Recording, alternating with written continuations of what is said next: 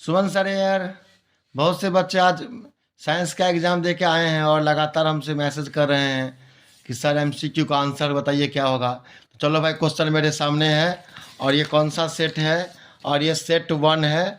और मैं आपको इसका सारा एमसीक्यू फटा बताता हूँ, चूँकि मैं फिजिक्स केमिस्ट्री पढ़ाता हूँ, फिजिक्स केमिस्ट्री और मैथ्स का टीचर हूँ। तो मैं आपको फिजिक्स और केमिस्ट्री के जो क्वेश्चंस हैं उसका एमसीक्यू बता रहा हूँ। अच्छा से देखो और रिकॉर्ड कर लो कौन सा आंसर सही होना चाहिए।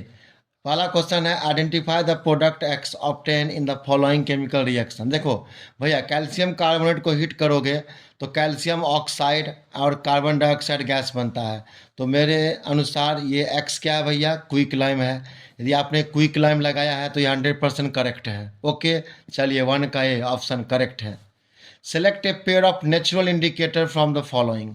अरे अरे, कितना आसान क्वेश्चन है। देखो, टर्मेरिक हल्दी का पाउडर और लिटमस, दोनों के दोनों जो है सो नेचुरल है और ये इंडिकेटर है। आप लोग को याद होगा कि टर्मेरिक मतलब हल्दी का पाउडर जो होता है सो येलो स्पॉट कपड़ा पे देता है, जो एसिड में येलो ही रहता है लेकिन बेस में रेड हो जाता है। चलो भाई, लिटमस के बारे में आप जानते ही हैं कि लिटमस जो है सो एक प्लांट का एक्सट्रैक्ट है।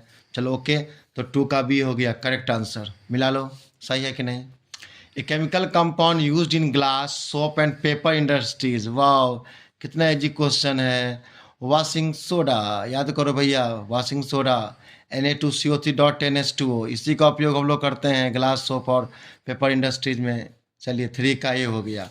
फिर है स्ट्रक्चर फॉर्मूला ऑफ साइक्लोहेक्सेन। अरे यार देखो, हेक्सेन मतलब ane, single covalent bond carbon atoms के बीच, और सारे कार्बन एटम्स क्या होंगे? क्लोज्ड होंगे होंगे तो 1 2 3 4 5 6, यानी ऑप्शन बी, 4 का बी हो गया। उसके बाद नेक्स्ट है, नीचे दिए गए रासायनिक समीकरण का, चलो हिंदी में नहीं पढ़ेंगे, इंग्लिश में देखो। Consider the following chemical equation. ये Al2O3 HCl AlCl3 और H2 को बैलेंस करना है। तो कैसे बैलेंस करेंगे? यहाँ क्लोरीन 3 है और यहाँ पे क्लोरीन 1 है। चलो मैं यदि यहाँ 3 से गुना करता हूँ तो नहीं होगा, चूँकि एल्युमिनियम यहाँ 2 है और यहाँ एल्युमिनियम 1 ही है, तो यहाँ 2 से गुना करो। अब एल्युमिनियम 2 लेकिन क्लोरीन 6 हो गया, तो भैया यहाँ 6 से गुना करो, तो क्लोरीन 6 हो गया और हाइड्रोजन 6 हो गया, तो यहाँ 3 से गुना करो। अब लगता है ये बैलेंस्ड हो गया है, यस। तो चलो बी के जगह पे कितना है? 6। तो पहले हमको देना है ए के जगह पे, ए के जगह पे तो 1 है। चलो सही है, सही है, ए के जगह पे 1, बी के जगह पे 6। चलो भाई, बी के जगह पे 6। फिर कौन है? सी। तो सी के जगह पे कौन है? 2, ये भी 2 है। डी के जगह पे 3, तो डी के जगह पे 3, तो ऑप्शन ए बिल्कुल करेक्ट है। मिला लो, सही है तो खुश हो जाओ, नहीं भी सही है तो खुश रहो। Which one of the following from others. भैया C4H10, ये तो ब्यूटेन है, एल्केन फैमिली का है। और ये C7H14, ये तो एल्कीन फैमिली का है।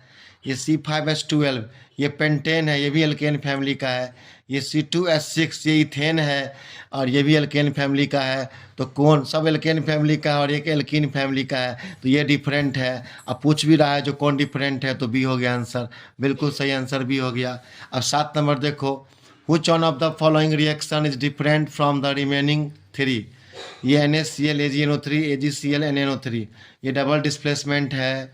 अरे यार, ये कॉम्बिनेशन रिएक्शन है, ये भी डबल डिस्प्लेसमेंट है, ये भी डबल डिस्प्लेसमेंट है, तो ये कॉम्बिनेशन रिएक्शन है, ये बाकी से डिफरेंट है, तो इसका 7 का बी हो गया आंसर।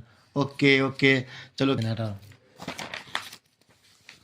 अब नेक्स्ट है, बताओ भैया कौन सा बताऊं इसमें।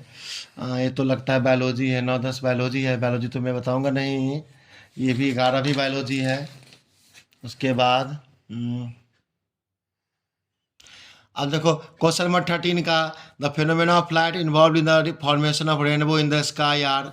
तो भैया सबसे पहले रिफ्रैक्शन होगा, क्योंकि जब वाटर ड्रॉपलेट में लाइट इंटर करेगा तो वो बेंड करेगा, यानी कि उसके बाद वो 7 रंग में बट जाएगा, डिस्पर्सन। फिर उसका टोटल इंटरनल रिफ्लेक्शन से वापस हमारे आँख में आएगा, तो ऑप्शन भी बिल्कुल सही है। और ऑप्शंस में देखो तो ये पहले रिफ्रैक्शन, फिर डिस्पर्सन, फिर रिफ्लेक्शन, गलत है। इसमें देखो डिस्पर्सन, स्कैटरिंग, रिफ्लेक्स भी गलत है।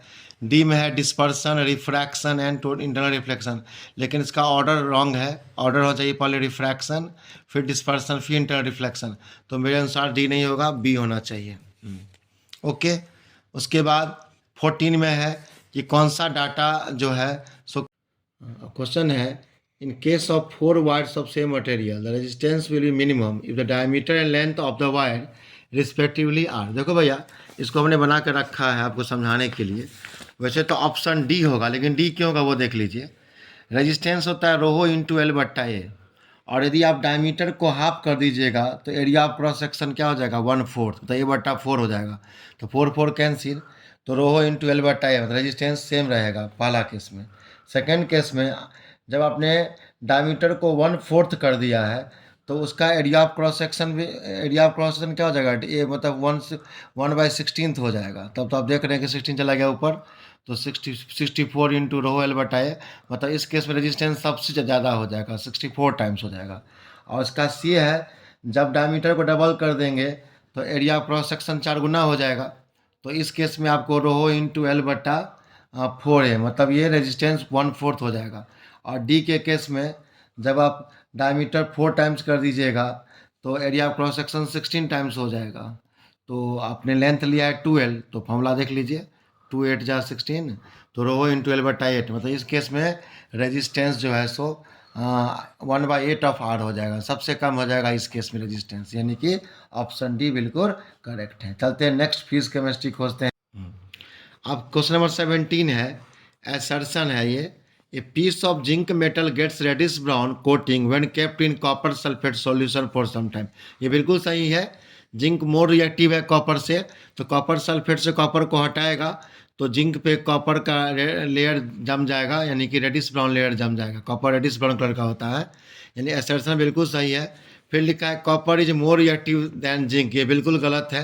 एसर्शन सही है और रीजन गलत है। तो अभी बताइए कौन सा ऑप्शन होगा, ये सी हो जाएगा, इसका सी हो जाएगा। 17 का सी मैच कर लीजिए। नेक्स्ट जो फिजिक्स केमिस्ट्री होगा वो कहाँ होगा भैया, कौन सा क्वेश्चन होगा। अब 19 नंबर देखो, एसर्शन है red light signals are use to stop the vehicles on the road. बिल्कुल सही है, क्योंकि डेंजर सिग्नल्स जो होते हैं या रोकने वाला सिग्नल जो होता है उसका रंग रेड होता है, क्योंकि रेड का स्कैटरिंग सबसे कम होता है। चलिए भाई, एसर्शन बिल्कुल सही है। रीज़न देखते हैं, red coloured light is scattered the most so as to the visible from the large distance. ये तो बिल्कुल गलत है। रेड का जो स्कैटरिंग होता है वो सबसे कम होता है, और ये उल्टा दे दिया है। चलो भाई, रीजन बिल्कुल गलत है और ये एसर्शन सही है, ऑप्शन सी होगा इसका। ओके, अब 20 नंबर क्वेश्चन है, the waste we generate daily may be biodegradable और नॉन बायोडिग्रेडेबल। ये बिल्कुल सही है। और the waste generated if not disposed of properly may cause serious environmental problems. ये बिल्कुल सही है, ये भी सही है और रीजन भी सही है, लेकिन ए का रीज़न आर नहीं है, मतलब ए सही है आर सही है, लेकिन ए को एक्सप्लेन नहीं कर रहा है आर, तो इसका ऑप्शन बी होगा। चलिए, तो MCQ हमको आप लोगों को डिस्कस कर दिए हैं, और मेरा सॉल्यूशन कैसा लगा कमेंट कीजिए, लाइक कीजिए, शेयर कीजिए मेरे वीडियोज़ को, और मैं अदर सेट का वीडियो बहुत जल्दी दूंगा।